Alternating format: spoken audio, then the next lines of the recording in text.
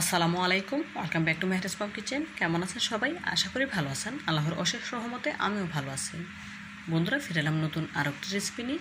আজ আপনাদের তৈরি করে দেখাবো তালের মালপোয়া। কীভাবে খুব সহজে রসে ভরা তালের মালপোয়া তৈরি করা যায় তার একটি সহজ রেসিপি নিয়ে চলে এলাম। তো বন্ধুরা, না টেনে পুরো ভিডিও জুড়ে সাথে থেকে তালের মালপোয়া রেসিপিটি দেখে নেওয়ার অনুরোধ রইল।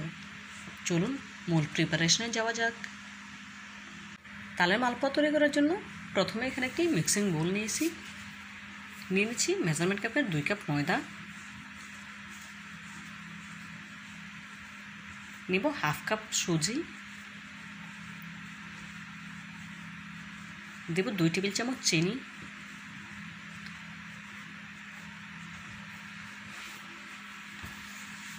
দেব হাফ চা চামচ লবণ। এখন সবগুলো উপকরণ হ্যান্ড উইক্সের সাহায্যে নেড়ে মিশিয়ে নেব।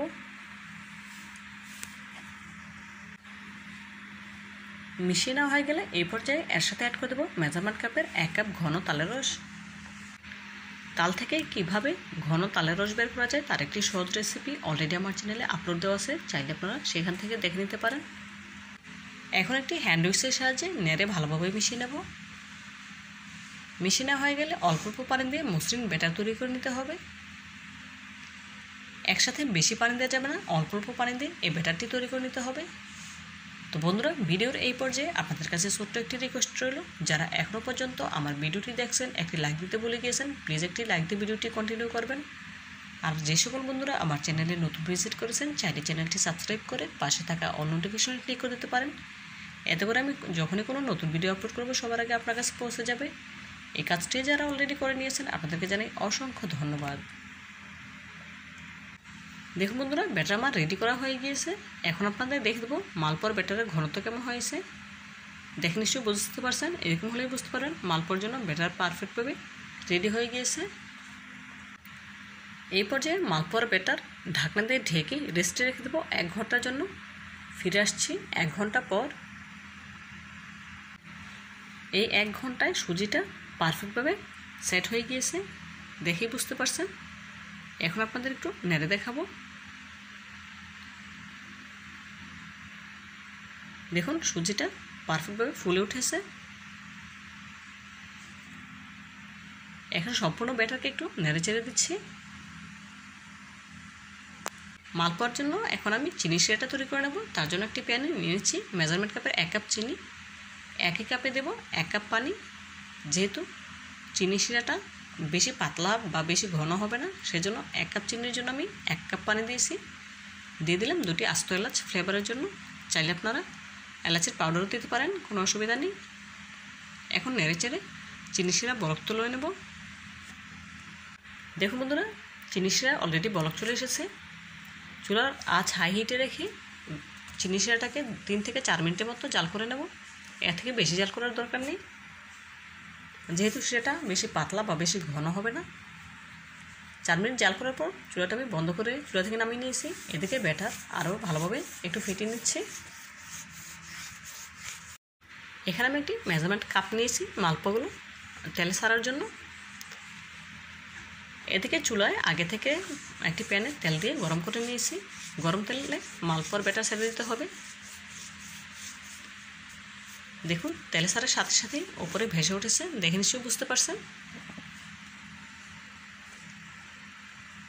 এখন আমি একটি খুন্তির সাহায্যে ওপর থেকে কিছুটা তেল ছিটিয়ে দেবো, যাতে করে পিঠাগুলো পারফেক্টভাবে ফুলে ওঠে এবং ওপরটা ড্রাই হয়ে যায়। এখন পিঠা উল্টে নেব।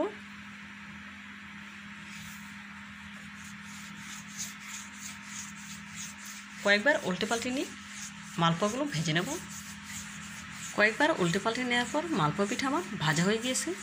এখন ছাঁকনির সাহায্যে তুলে তেলটা সেঁকে নেব। একই প্রসেসে বাকি পিঠাগুলো ভেজে নিয়েছি। এদিকে আগে থেকে যে চিনি শিরাটা আমি রেডি করে রেখেছিলাম কুসুম গরম রয়েছে। কুসুম গরম থাকা অবস্থায় মালপোয়াগুলো চিনি শিরা দিয়ে দিতে হবে।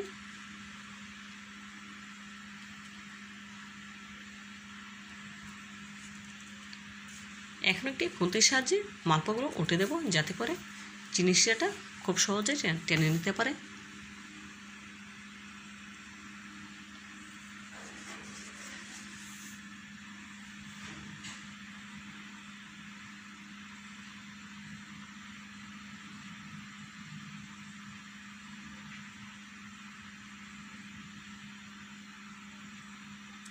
এখন এই ঢাকনার সাহায্যে ঢেকে 5 মিনিটের জন্য রেস্ট রেখে দেব। এখন ঢাকনা দিয়ে ঢেকে রেস্ট রেখে দিচ্ছি 5 মিনিটের জন্য। ফিরে আসছি 5 মিনিট পর ফিরে এলাম। দেখুন 5 মিনিটে মালপোয়াগুলো চিনি শিরা অনেকটাই টেনে নিয়ে নিয়েছে, দেখে নিশ্চয়ই বুঝতে পারছেন। এখন চিনি শিরা থেকে মালপোয়াগুলো তুলে নেব। একই প্রসেসে বাকি পিঠাগুলো চিনি শিরা ডুবিয়ে নেব। দেখলেন তো বন্ধুরা তালের মালপোয়া পিঠা তৈরি করা কতটা সহজ।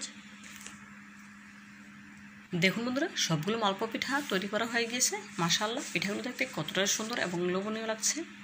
দেখতে যতটা সুন্দর হয়েছে খেতে ততটাই সুস্বাদু। আপনারা অবশ্যই একবার হলেও আমার রেসিপিটি ফলো করে তালের মালপোয়া পিঠা তৈরি করে খেয়ে দেখবেন, খুবই ভালো লাগবে ইনশাআল্লাহ।